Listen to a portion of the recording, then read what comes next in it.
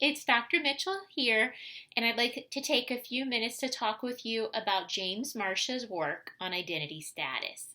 Chapter 12 in your text focuses on psychosocial development during adolescence. One of the major tasks of adolescence is for a young person to develop a sense of identity. And we're going to start out by talking about identity in terms of like an occupation, an occupational identity, what a person chooses to do in life. And using research, Marcia identified 4 different statuses that a person could be in. And these statuses vary according to the presence and absence of crisis and commitment. And when we talk about crisis in this model, we're not talking about a bad thing, like this traumatic or disruptive event that a person experiences. We're talking about a crisis as like this period of exploration that a person goes through, a period in which a person is kind of grappling with different options. And then commitment refers to how invested a person is in something, how invested they are in pursuing something. So we'll start out by talking about the status of diffusion.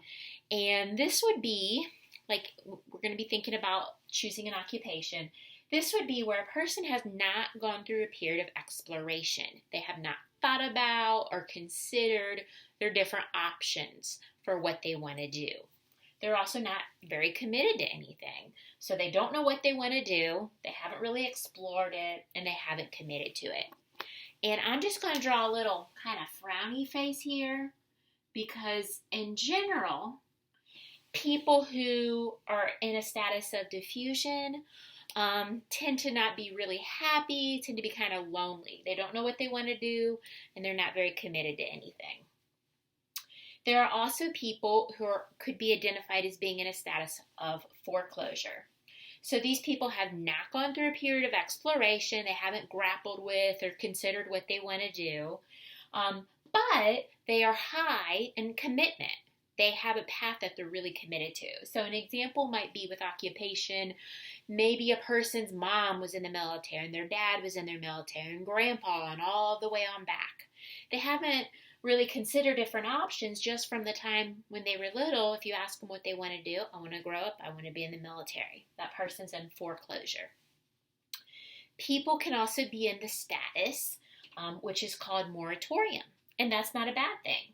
That's where a person is going through this period of exploration. They're considering all their different options. Maybe they're taking a class here to kind of look into something, doing an internship, talking to people who do different careers. They're going through this high process of grappling with options, exploring what's out there, but they haven't committed yet. They're still considering different options. And then the 4th status is identity achievement. This is where there's been a high period of crisis, a lot of exploration, a lot of grappling, a lot of considering, and there's now a high level of commitment. Person's thought about it, they know what they want to do, they're committed to it. And I'm going to draw a little happy face here because people who are in this status of identity achievement tend to experience a lot of social maturity and a high degree of happiness. It feels good to be in achievement. There are a few things about this model that I want to point out to you. One is that these are not like these linear stages that a person progresses through.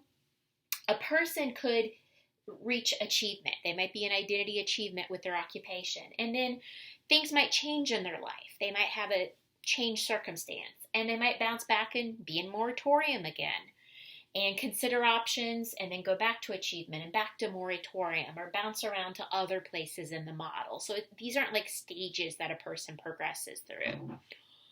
Also, I wanted to point out, we've been talking about this in terms of like career identity, selecting a career that someone wants to pursue. But this model is also applicable to other components of identity. So it could be applicable to somebody having a sense of religious affiliation or political affiliation. And a person might be here when it comes to their political affiliation, considering different options. they might be over here when it comes to a career. So a person could be in different places with different components of their identity. And for a lot of people, ethnic identity is really important. And ethnic identity refers to a person's feelings and beliefs and sense of attachment to their ethnicity. And that's really important to a lot of people. And research has shown that when young people reach identity achievement for ethnic identity, that tends to be associated with a lot of positive outcomes for minority youth. And in that situation, for those young people who have reached identity achievement, they tend to see their ethnicity as being really central to who they are. So this model can really refer to career, or it could refer to religious identity or ethnic identity. It can really be applicable to different components of identity. So I just wanted to spend a few minutes today talking with you about Marsha's model. If you have any questions, please feel free to reach out to me, and I hope you all have a great week.